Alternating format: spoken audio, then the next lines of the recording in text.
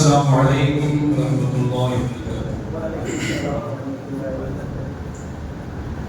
الحمد لله رب العالمين. نحمده ونصلي على رسوله الكريم. أما بعد فقد قال الله سبحانه وتعالى في القرآن العظيم والفرقان المجيد: لقد من الله على المؤمنين إذ بعث فيهم رسولا من أنفسهم يتلو عليهم آياته ويزكيهم ويعلمهم الكتاب والحكمة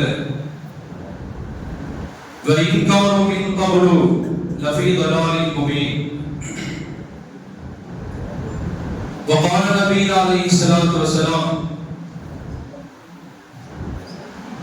إنما بعثت معلما أو كما قال عليه الصلاة والسلام. سبحانك لا علم لنا إلا ما علمتنا إنك أنت العليم الحكيم. எல்லா புகழ்ச்சியும் நம்மையெல்லாம் படைத்து வளர்த்து பாதுகாக்க ஏக இறைவனாகிய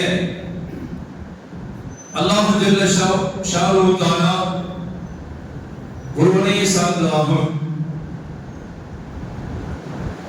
ஸலவாத்தும் ஸலாமும் நமது உயிரினும் மேலான கண்மணி நாயகம் ஸல்லல்லாஹு அலைஹி வஸல்லம் அன்னவர்கள் மீதும் அன்னவர்களின் பரிசுத்தமான குடும்பத்தார்கள், உத்தம சத்திய சஹாபாக்கள், தாபீன்கள், தபஅ தாபீன்கள், அக்தாபுகள், அவுலியாக்கள், நாதாக்கள், நல்லோர்கள் மற்றும் உண்டான நம் அனைவருடைய மீது அல்லாஹ்வுடைய கருணையும் சாந்தியும் என்றென்றும் நின்று நிலவட்டுமாக. கண்ணியமிகுந்த அல்லாஹ் நல்லடியார்களே, நபியான எபெருமானார் ஸல்லல்லாஹு அலைஹி வஸல்லம் அவர்கள் இந்த அமளியிலே அவதரித்த ரபீஉல் அவ்வல் வசந்தத்தின் தொடக்கம் அல்லது முதல் வசந்தம் என்று அதற்கு பெயர். பெயர் எப்படி பொருந்துகிறதோ அது நபிகள் நாயகம் ஸல்லல்லாஹு அலைஹி வஸல்லம் பிறப்பிற்காகவே பொருந்தியதாக அமைந்ததாக அல்லாஹ்வினுடைய ஏற்பாடு அதுதான். மானுட வசந்தத்திற்கான வழியை இந்த உலகத்திலே தந்தவர்கள் எம்பெருமானார் ஸல்லல்லாஹு அலைஹி வஸல்லம் அவர்கள் தான். அதனால்தான் அல்லாஹ் சுப்ஹானஹு வ தஆலா திருமறை அல் குர்ஆனிலே பெருமானாருடைய வருகை குறித்து பேசுகிற இடத்திலே லகத் மன்னல்லாஹு அலல் முஃமினீன், இறை நம்பிக்கையாளர்களுக்கு அல்லாஹ் சுப்ஹானஹு வ தஆலா பேருபகாரத்தை செஞ்சிருக்கிறான் என்று தான் சொல்றார். எதனால பேருபகாரம்? அல்லாஹ்வுடைய உபகாரங்கள் மனிதர்களுக்கு நிறைய இருக்கிறது. வை தஅது நிஅமத்தல்லாஹி லா துஹ்ஸுஹா, மனிதர்களே அல்லாஹ் உங்களுக்கு வழங்கிய நியமத்துகளை எல்லாம், அருள் கொடைகளை, பாக்கியங்களை எல்லாம் சிந்தித்து பார்த்தால் அதை நீங்கள் எண்ணி முடிக்க முடியாது. எண்ணி நடக்காத நிறைய நியமத்துகளை நாம் உங்களுக்கு வழங்கி இருக்கிறோம் என்று தான் சொல்லுவார். ஆனால் நபியை குறித்து பேசுகிற இடத்தில் மட்டும் மின்னத் என்று தான் சொல்லுவார். நியமத்துக்கும் மின்னத்துக்கும் மத்தியில் என்ன வித்தியாசம் என்று சொன்னால், ஆயிரம் ஆயிரம் நியமத்துகள் கொண்டதுதான் ஒரு மின்னத் என்று சொல்லுவார். நியமத்து கிடைத்தால் அதற்கு நாம் நன்றி செலுத்த வேண்டும். நம்ம சாப்பிடுகிற சாப்பாடு அல்லாஹ்வுடைய நியமத்து. நமக்கு அல்லாஹ் வழங்கி இருக்கிற தூக்கம் அல்லாஹ்வுடைய நியமத்து, அல்லாஹ்வுடைய அருள் பாக்கியம். இல்ல தூக்கம் வந்தது என்று தருணால் தான் உள் தூக்கம் வரும் என்று சொன்னால் அது பெரிய சாத்தியமில்லாத விஷயம். தலை முதல் கால் வரை அனுதினமும் நமக்கு கிடைத்திருக்கிற பாக்கியங்கள் ஏராளம். நம்முடைய சிந்தனைக்கு எட்டாத வகையிலே நிறைய உறுப்புகள் நம்முடைய கவனத்தை இல்லாமலே அது செயல்பட்டுக் கொண்டிருக்கிறது. இதயம் துடிப்பதை நாம் அதற்காக பெருசா மெனக்கிடுறதில்லை, அதற்காக பெரிய முயற்சி பண்றதில்லை.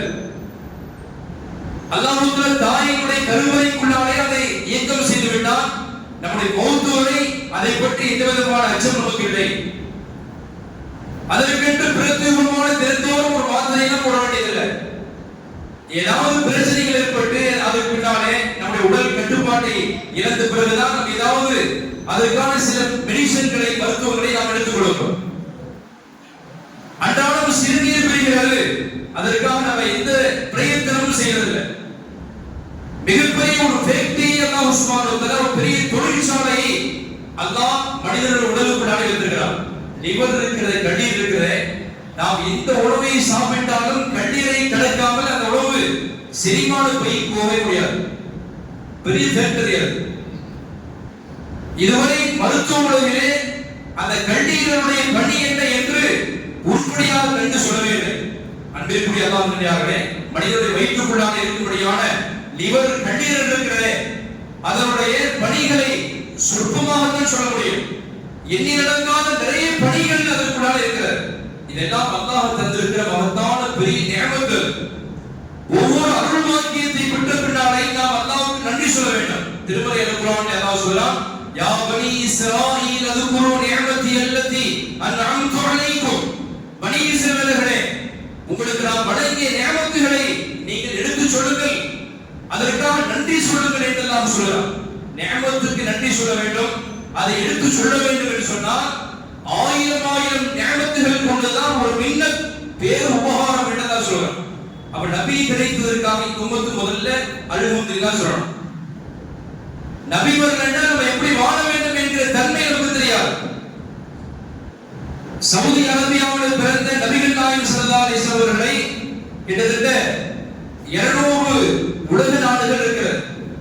உலகத்திலே இந்த வேடு இந்த பூமியுடைய உருண்டையிலே ஏறக்குறைய 200 நாடுகள் நாம் வாழக்கூடிய பூமியிலே இருக்கிறது. 200 நாட்டிலேயும் கிட்டத்தட்ட முஸ்லிம்களுடைய எண்ணிக்கை 300 கோடி பேர் இருக்கிறார். 300 சொச்சம் இருக்கலாம், கூட இருக்கலாம், கூடுதல் குறைவாக இருக்கலாம். கிட்டத்தட்ட ஏறக்குறைய 300 கோடி முஸ்லிம்கள் வாழ்கிறார்கள். இந்த 300 கோடி முஸ்லிம்களுடைய உள்ளத்திலேயும் நபிகள் நாயகம் ஸல்லல்லாஹு அலைஹி வஸல்லம் அவர்கள் ஒருத்தர் மட்டும்தான் குடிகொண்டிருக்கிறார். நம்முடைய வாழ்க்கையுடைய நெறிகளை அவர்களிடம் தீர்மானிக்க வேண்டும். நாம் எப்படி வாழ வேண்டும் பெருமானார் தீர்மானிக்கிறார்கள். நாம் என்ன ஆடை உடுத்தணும் பெருமானார் தான் அதை தீர்மானித்தார்கள். நம்ம எப்படி சாப்பிட வேண்டும் பெருமானார் சொல்லிக் கொடுத்தார்கள். நம்ம எப்படி தூங்கணும் பெருமானார் தான் சொல்லிட்டு போயிருக்கிறார். நாம் எப்படி வியாபாரம் செய்ய வேண்டும் பெருமானார் சொல்லிக் கொடுத்தார்கள். நாம் எப்படி செருப்பு அணிய வேண்டும் பெருமானார் சொல்லிக் கொடுத்தார்கள்.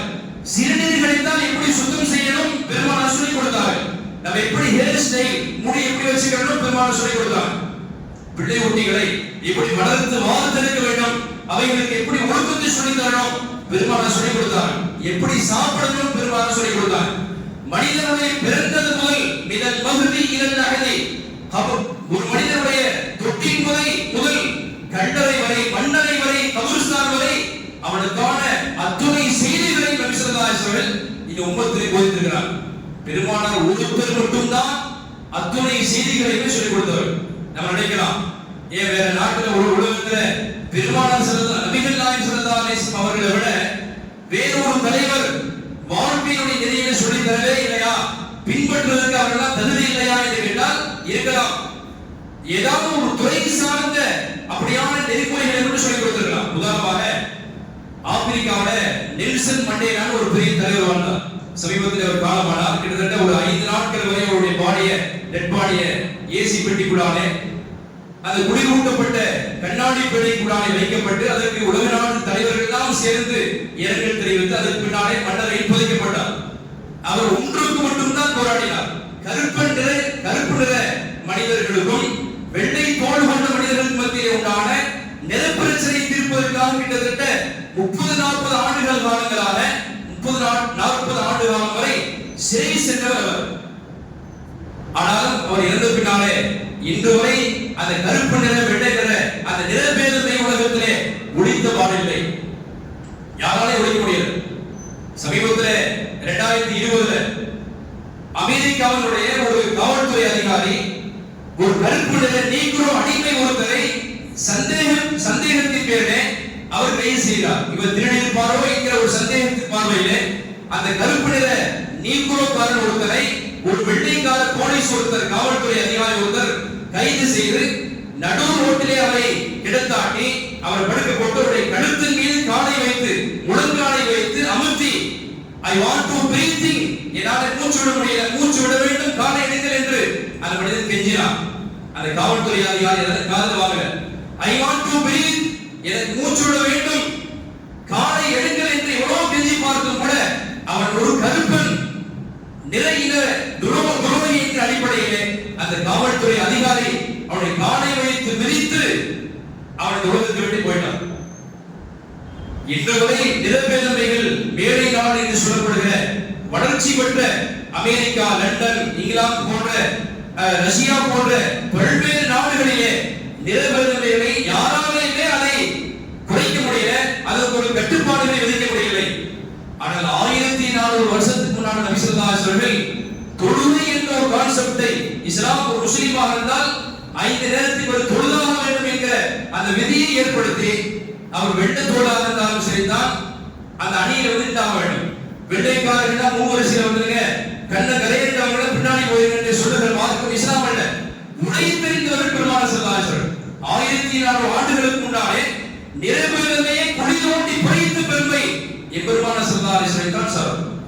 உலகத்திலே யாராலையும் சாதிக்க முடியாத இந்த இனபேதமையை, நிரபேதமையை, மொழி வேறுபாடுகள் அனைத்தையும் குடியோண்டி பறித்த அப்படியான பெருமைக்குரியவர்கள் பெருமானார் ஸல்லல்லாஹு அலைஹி வஸல்லம் தான். எனவே நபிகள் நாயகத்தை பின்பற்றுவதற்கு அவர்கள் தான் தகுதியானவர். அன்பிற்குரிய அல்லாஹ்வின் நல்லடியார்களே, நபிகள் நாயகம் ஸல்லல்லாஹு அலைஹி வஸல்லம் போன்ற உலகத்தில் ஒரு தலைவர், இது உலகத்திற்கான சவால், உலகத்திற்கான சவால். உலகத்தில் எத்தனையோ படித்தவர்கள் இருப்பார்கள், உலகத்தில் எத்தனையோ விஞ்ஞானிகள் இருப்பார்கள், உலகத்தில் எத்தனையோ மருத்துவத்துறை ஆய்வாளர்கள் இருப்பார்கள். இவர்கள் எல்லாம் அவர்கள் ஒட்டுமொத்தமாக சேர்ந்து அவர்கள் ஆய்வு மேற்கொள்ளட்டும். நபிகள் நாயகம் ஸல்லல்லாஹு அலைஹி வஸல்லம் வாழ்க்கை போன்ற ஒரு மனிதர் வாழ்ந்து காட்டினார் என்று ஒரு தலைமையை யாராவது குறிப்பிட்டு விட்டால் அவருடைய சவால்களை நாம் ஏற்க தயார். அன்பிற்குரிய அல்லாஹ்வுடைய நல்லடியார்களே, அந்த அரபு தேசத்திலே பிறந்த நபிகள் நாயகத்தை நாம் எதற்காக பின்பற்ற வேண்டும் என்று சொன்னால், வாழ்க்கையுடைய தத்துவத்தை, தியரி ஆஃப் லைஃப், வாழ்க்கையுடைய நெறிமுறைகளை கற்றுக் கொடுத்தவர்கள் பெருமானார் ஸல்லல்லாஹு அலைஹி வஸல்லம் மட்டுமே. இதிலே எப்பொழுதும் எந்த காலத்திலேயும் பெருமானார் ஸல்லல்லாஹு அலைஹி வஸல்லம் வாழ்க்கைக்கு காலாவதி என்கிற பேச்சு கேட்கவில்லை. அவர் சொன்ன அத்துணை செய்தி சத்தியமானது. காலம் சென்று விட்டாலும், காலம் மாறி போய்விட்டாலும் அவர்கள் சொன்னதுதான் அதுதான் சத்தியமானது. இது பெருமானார் சொல்லி சென்று 1400 ஆண்டுகள் காலம் கழித்து விட்டது, இந்த காலத்துக்கு அதை சரி வருவாங்க அப்படிங்கிற ஒரு பாணி பெருமானாருடைய சொற்களிலே, செயல்பாடுகளிலே, நடைமுறைகளிலே இதுவரை கிடைக்கவில்லை. சமீபத்திலே நமக்கெல்லாம் தெரியும், 1960 என்று நினைக்கிறேன், 1960 உலகத்தினுடைய தலைவர்களை எல்லாம் ஒருத்தர் அவருடைய வாழ்க்கை வரலாறுகளை எல்லாம் தொகுத்து ஒரு புத்தகமாக வெளியிட்டார். மைக்கேல் ஹெச் ஹார்ட் என்று சொல்லக்கூடிய அமெரிக்காவினுடைய ஒரு கிறிஸ்தவ மிகப்பெரிய வரலாற்று பேராசிரியர். அவர் 1960 என்று நினைக்கிறேன். அந்த 1960 உலகத்தை மிகப்பெரிய புரட்சியை செய்த மிகப்பெரிய பெரிய தலைவர்களுடைய வரலாற்றை எல்லாம் ஒரு தொகுப்பு, ஒரு புத்தக வடிவில் வெளியிட்டார். அதிலே 100 தலைவர்களை ஃபில்டர் பண்ணி அவர் அந்த வரலாறுகளை எல்லாம் லைனா உண்மை உண்டாக நிறைய எதிர்ப்புகளுக்கு பின்னாலே கடைசியாக யார் நம்பர் 1ல ஃபர்ஸ்ட் நம்பர்ல வைக்கிறார், யாருடைய வரலாற்றை முதல் எண்ணிக்கையில் வைக்கிறார், முதல் வரலாற்றினுடைய முதல் கதாநாயகர் அவர்தான் அப்படிங்கிற மாதிரி நம்பர் 1க்கு யாரை கொண்டு வருது அவர் ஆய்வு மேற்கொண்டு அந்த 100 நபர்களுடைய வரலாற்றை எல்லாம் நன்கு சன்னடை போட்டு சலித்து இவர் மீது இது விதமான ரிப்போர்ட்லாம் இல்ல, பெருசா இல்ல, அவர் இந்த துறைக்கு வழிகாட்டியிருக்கிறார். அதே மாதிரியாக இவர் குடும்பவியலுக்கு வழிகாட்டியிருக்கிறார், இவர் நிரபேதமையை உழைத்தவர் என்றெல்லாம் பல்வேறு தலைமைகளை அவர் லைனா அடுக்கி வச்சுட்டு கடைசியாக நபி ஸல்லல்லாஹு அலைஹி வஸல்லம் வரலாற்றை அவர் ஆய்வு மேற்கொண்டு நம்பர் 1ல வச்சுக்கிறார். அந்த புத்தகத்தை எழுதியவர் ஒரு முஸ்லிம் அல்ல. இது வியப்பான விஷயம் என்று சொன்னால், அவர் ஒரு முஸ்லிம் அல்ல, அவர் ஒரு கிறிஸ்தவ மதத்தை சார்ந்தவர். ஈசா அலைஹிஸ்ஸலாம் அவர் குடும்பவியலுக்கு வழிகாட்ட சொல்லவே இல்லை. ஈசா அலைஹிஸ்ஸலாம் இருக்கிறாரே, அவர் ஒரு தீர்க்கதரிசி. Jesus is not God. முஸ்லிம்களுடைய கொள்கை என்னன்னு சொன்னால், ஜீசஸ் என்பவர், ஈசா அலைஹிஸ்ஸலாம் என்பவர் ஒரு கடவுள் அல்ல. முஹம்மது நபி ஸல்லல்லாஹு அலைஹி வஸல்லம் அவருடைய வருகைக்கு முன்னாலே 500 சொச்ச வருஷத்துக்கு முன்னாலே இந்த துனியாவிலே அவர் அல்லாஹ்வுடைய போதமையை போதிப்பதற்காக, அல்லாஹ்வுடைய சொல்லை மக்கள் மத்தியிலே விதைத்து செல்வதற்காக வந்த இறை தூதர் தான் என்று முஸ்லிம்கள் அவரை பற்றி உயர்ந்த இடத்துல வச்சு பேசுறோம். குர்ஆன் அவரை பற்றி உயர்வாக பேசுகிறது. அவருடைய தாயார் மரியம் அலைஹிஸ்ஸலாம், மரியாம் இருக்கிறாரே, அவர்களை திருக்குர்ஆன் உயர்வாக பேசுகிறது. அப்படிப்பட்ட தீர்க்கதரிசியாக நபியாக வந்த ஜீசஸ் ஈசா அலைஹிஸ்ஸலாம் அவர்கள் குடும்பத்தை எடுத்தவராலே வழி சொல்ல முடியாது. காரணம் என்னன்னா அவர் திருமணம் செய்யல. இன்றைக்கும் எத்தனையோ தலைவர்கள் நாட்டில் இருக்கத்தான் செய்கிறார்கள். அரசியலிலே மிகப்பெரிய சாணக்கியர், மிகப்பெரிய உதாரண புருஷர் என்றெல்லாம் சொல்லுகிற, படம் திண்டு கொட்டை ஓட்டுவர் என்றெல்லாம் சொல்கிறார்களே, அப்படி இருக்கலாம். ஆனால் அரசியலிலே மட்டும்தான் அவர் இருக்க முடியும். வீட்டுக்குள்ளாலே கூட மனைவிட்ட நல்ல மனுஷன் பேர் எடுத்துக்க மாட்டார். ஆனால் எல்லா துறைகளுக்கும் விஞ்ஞானத்திற்கு பெரும்பாலானத்தில் முன்னுதாரணம் இருக்கிறது. மிகச்சிறந்த ரோல் மாடல் அங்கே விஞ்ஞான கருத்தை சொல்லியிருக்கிறார். மருத்துவத்துறையிலே எம்பெருமானார் ஸல்லல்லாஹு அலைஹி வஸல்லம் மிகப்பெரிய வித்தகராக இருக்கிறார். ஸல்லல்லாஹு அலைஹி வஸல்லம் எத்தனையோ செய்தி சொல்லியிருக்காங்க. சுருக்கமா சில செய்தி நான் சொல்கிறேன். நபி ஸல்லல்லாஹு அலைஹி வஸல்லம் பிளாக் சீட்ஸ், கருஞ்சீரகம் இருக்கிற, கருஞ்சீரகம் இருக்கிற, இந்த கருஞ்சீரகத்துல ஹப்பத்து சௌதாயி, கருஞ்சீரகத்திலே இல்ல சாவ, மரணத்தை தவிர அனைத்து நோய்களுக்கும் அதை அணுகலாம் என்று சொன்னார். கருஞ்சீரகம் இருக்கிற அது ஒரு ஹீட்டான பொருள் தான். கருஞ்சீரகத்திலே மௌத்தை தவிர அனைத்து நோய்களுக்கும் அந்த கருஞ்சீரகத்திலே ஷிஃபா இருக்கிறது, நோய் நிவாரணம் இருக்கிறது என்று சொன்னார். எந்த லேபரட்டரிஸ்ல கொடுத்து ஆய்வு கூடத்தில் ஏதாவது மேற்கொண்டு அதை செய்தார்கள் என்று சொன்னால் இல்லை, அவர் அல்லாஹ்வுடைய தூதராக இருந்தார். அவர் சொன்ன செய்தி எல்லாம் சத்தியமானது. வேண்டுமானால் கருஞ்சீரகத்திலே இப்படி ஒரு ஆய்வு இருக்கிறதா என்று உலக மருத்துவ உலகம் அதை பற்றி ஆய்வு செய்து கொண்டு அதனுடைய ரிசல்ட்டை நமக்கு தரட்டும்.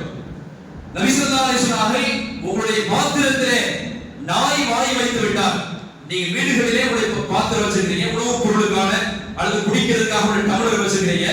இப்படியான உங்களுடைய பாத்திரத்துக்குள்ளாலே நாய் வாய் வைத்தது என்று சொன்னால் அதை 6 முறை மண்ணு போட்டு கழுவும். 6 முறை சும்மா கழுவிட்டு 7வது தடவை நபி ஸல்லல்லாஹு அலைஹி சொல்லிக் கொடுத்தார்கள். கடைசியாக அதிலே ஒரு முறை அல்லது கடைசியாக ஒரு தடவையாவது அந்த 7 தடவை கழுவியதிலே ஒரு முறையாவது மண்ணை போட்டு தேய்த்து கழுவும் என்று ஸல்லல்லாஹு அலைஹி வஸல்லம் எந்த விதமான ஆய்வுக்கூடத்திலையும் சென்று படிக்காத நபி அவர்கள். ஒரு மனிதன் விஞ்ஞானியை தவிர இந்த வார்த்தை சொல்ல முடியாது. ஆனால் இன்றைக்கு உள்ள யூத விஞ்ஞானிகள் இந்த ஆய்வு செஞ்சு பார்த்தார். நபிகள் நாயகம் சொல்லியிருக்கிறார்களே, நாய் வாய் வச்சுட்டா அதை 7 தடவை கழுவுங்க, 7வது கழுவுகிற வழியிலே மண்ணை போட்டு அந்த பாத்திரத்தை கழுவி சுத்தம் செய்கிறது சொல்றாரு. அப்படி என்னது இருக்கிறது என்று அவர் முதல் ஒரு முறை கழுவித்து அந்த நுண்ணோக்கியை கொண்டு, அதாவது சின்ன சின்ன விஷயத்தை எல்லாம் பெருசு பண்ணி ஜூம் பண்ணி பார்த்தால் அது என்னென்ன கிருமிகள் நெடுகிறது என்று பார்க்க முடியுமே, அப்படியான பெருசாக ஆக்கி காட்டக்கூடிய நுண்ணோக்கிகளை கூட ஒரு பார்த்துட்டு திகைத்து போயிட்டார். அந்த நாய் வாய் வைத்த அந்த எச்சில் இருக்கிற எச்சிலிருந்து சில விதமான கெட்ட கிருமிகள் நானா புழுக்கிறதுல நெளிந்து கொண்டிருக்கிற காட்சி பார்த்து பிரமிச்சிட்டார். 6 வாட்டி கழுவிட்டு ஆராய்ச்சி மேற்கொண்டு பார்த்தார். 7வது தடவை மண்ணை போட்டு கழுவிய பிறகுதான் அந்த பாத்திரம் சுத்தமானது. பார்த்து வியந்த அவர் தீனுல் இஸ்லாத்திலே தன்னை இணைத்துக் கொண்டார். நபி ஸல்லல்லாஹு அலைஹி வஸல்லம் வெறுமனே தொழுகை மட்டும் ஆன்மீகத்தை மட்டும் போதித்த தலைவர் அல்ல. இதனாலே நாம் இந்தியாவில் வாழக்கூடிய முஸ்லிம்கள் எம்பெருமானார் ஸல்லல்லாஹு அலைஹி வஸல்லம் பின்பற்றுகிறோம் என்று சொன்னால் உலகத்திலே உள்ள 300 கோடி மக்கள் அவரை உயிரை விட அதிகமாக நேசிக்கிறார். உயிரை தாண்டி, உயிர் அல்ல, உயிர் இருந்தால் தானே அவரை நேசிக்க முடியும். ஒரு சஹாபி கேட்டார். நபி ஸல்லல்லாஹு அலைஹி வஸல்லம் வந்து அவரிடத்துல கேட்டாங்க, நாயகமே என்னுடைய உயிருக்கு அப்புறம் உங்களை நான் நேசிக்கிறேன். உயிர் இருந்தால் தானே நான் வாழ முடியும், நான் வாழ்ந்தால் தானே உங்களை நேசிக்க முடியும்னு சொன்னார். நபி ஸல்லல்லாஹு அலைஹி வஸல்லம் சொல்லி அனுப்பினாங்க, உமரே ஃபந்துரு மா குல்த, நீங்கள் சொல்லுகிற விஷயத்தை சிந்தித்து சொல்ல வேண்டாம். உயிருக்கு அப்புறம் தான் என்னை நேசிக்கிறீங்கன்னு சொன்னால் அந்த உண்மையான நேசம் வேண்டாம். சற்று நேரம் அப்படி வந்துட்டு திரும்ப முறதையில்லாம் சொன்னாங்க, நாயகமே என்னுடைய உயிரை தான் தாண்டி உங்களை நேசிக்கிறேன்னு சொன்னார். அல் ஆன இப்பதான் உமரே நீங்கள் உண்மையான ஈமான் தாரின்னு ஸல்லல்லாஹு அலைஹி வஸல்லம். எதற்காக உயிரை விட நான் நேசிக்கிறேன் பெருமானாரை, என்னுடைய தாயை விட, என்னை ஈன்றெடுத்த தாய் தந்தையை விட பெருமானார் மீது அதீதமான பாசம் வச்சிருக்கிறேன் என்று சொன்னால் அத்துணை துறைகளுக்கும் எனக்கு வழிகாட்டி இருக்கிறார். இப்படி ஒரு தலைவர் உலகம், இந்த உலகத்தை வரலாற்றிலே யாரும் இதுவரை கண்டிருக்கவே இல்லை. அன்பிற்குரிய அல்லாஹ் நல்லடியார்களே, அந்த 100 என்று சொல்லப்படுகிற 100 நபர்களுடைய வரலாற்றை மறுமதிப்பு செய்தார் அந்த ஆசிரியர். அந்த மைக்கேல் ஹெச் ஹார்ட் இருக்கிறாரே, அவர் கிட்டத்தட்ட ஒரு 20 வருஷத்துக்கு முன்னால, கிட்டத்தட்ட 2000க்கு முன்னால 1980 நினைக்கிறேன், 60ல முதல் பதிப்பு, அதே போன்று 80வது வருஷத்திலே இரண்டாம் பதிப்பை அவர் செய்தார். இரண்டாவது மறுபதிப்பு செய்தவரையாவது கொஞ்சம் முன்னாடி 55வது போனவரை 44வது போட்டு, திரும்ப 35ல எடுத்தவர் 55வது போட்டு, இப்படிலாம் செஞ்சிருக்கலாம். அப்படி செய்திருந்தார் அவர். ஆனால் அப்பொழுதும் மாற்றத்தை சந்திக்காத ஒரே தலைவர் எம்பெருமானார் ஸல்லல்லாஹு அலைஹி வஸல்லம் அவர்கள் தான் அந்த முதன்மைத்துவம் படுத்திருக்கிறார். அந்த 100 தலைமுறை வரலாற்றிலே மறுமதிப்பு செய்யப்பட்ட பொழுதும் எம்பெருமானார் ஸல்லல்லாஹு அலைஹி வஸல்லம் அவர்களை என்னாலே அந்த ஃபர்ஸ்ட் நம்பர்ல இருந்து இரண்டாவது மூன்றாவது கொண்டு போக என்னால முடியல. அவர்தான் அனைத்து துறைகளுக்கும் பணியாற்றிருக்கிறார் என்று உண்மை போட்டு உடைத்த பின்னாலே தான் அமெரிக்காவுடைய மிகப்பெரிய புரட்சி ஏற்பட்டது என்பது மட்டுமல்ல, அந்த புத்தகத்தை வாங்கி படிக்க துவங்கியவருடைய எண்ணிக்கை ஆயிரக்கணக்கிலே லட்சக்கணக்கிலே பாய்ப்படும். உலகத்திலே பல்வேறு மொழிகளில் இன்றைக்கு 100 நபர்கள் என்கிற அந்த புத்தகம் வெளிவந்திருக்கிறது. தமிழிலே கூட அது பதிப்பாக இருக்கிறது. இன்ஷாஅல்லாஹ் வாங்கி நாம் படித்தனுடைய ஈமானை புதுப்பித்துக் கொள்ள, அதை உறுதிப்படுத்திக் கொள்ள நாம் கடமைப்பட்டிருக்கிறோம். அன்பிற்குரிய அல்லாஹ்வின் உலகத்திலே பல்வேறு விதமான நிறைய துறைகளுக்கு பயிற்சி தருகிறார். நம்ம 2 வீலர் அல்லது 4 வீலர் 2 சக்கர வாகனங்கள் அல்லது 4 சக்கர வாகனங்கள் ஓட்டுறதா இருந்தா அதுக்கு பயிற்சி எடுக்காம ஓட்டலன்னு சொன்னா அதுக்குரிய காவலர்கள் நம்ம கைது பண்ணிடுவாங்க அல்லது ஏதாவது ஃபைன் போட்டுருவாங்க. நீ ஓட்டுநர் உரிமை வைத்திருக்கிறாயா என்று கேட்பார். ஒவ்வொரு துறைக்கும் அதற்கான பயிற்சி எடுக்கிறேன்னு சொன்னால் பயிற்சி எடுத்த பிறகுதான் அந்த துறையை சார்ந்து அவர் விண்ண முடியும், அவர் ஜொலிக்க முடியும். ஒருத்தர் திடீரென்று பஸ் ஓட்டிட்டு போறான்னு சொன்னால் பயிற்சி இல்லாமல் வேலை செய்ய முடியாது. மருத்துவராக ஆக வேண்டும் என்று சொன்னால் அவர் அதற்கு பயிற்சி எடுக்க வேண்டும். காவல்துறை அதிகாரியாக இருந்தாலும் அதுக்கு முன்னாலே சில ரன்னிங் இருக்கிறது, அப்புறம் நீளம் தாண்டுவது இருக்கிறது, உயரம் தாண்டுவது இருக்கிறது. இவ்வளவு ஸ்டெப் நம்ம உயரத்தில் ஏற வேண்டும் என்றாலும் அதற்கான துறைகளிலே துறை சார்ந்த சில பயிற்சிகள் இருக்கிறது. ஒன்றுமில்லை, சமையலுக்கு கூட பயிற்சி இருக்கிறது, கேட்டரிங் செக்ஷன். அதற்கென்று சில கல்லூரிகள், அதற்கென்று சில மாணாக்கர்களை, அதற்கென்று சில வாத்தியார்கள்.